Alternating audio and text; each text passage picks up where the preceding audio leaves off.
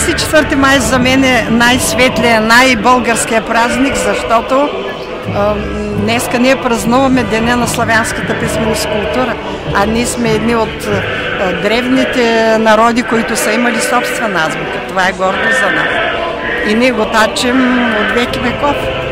Празник на просветата, празник на всички учители, деца.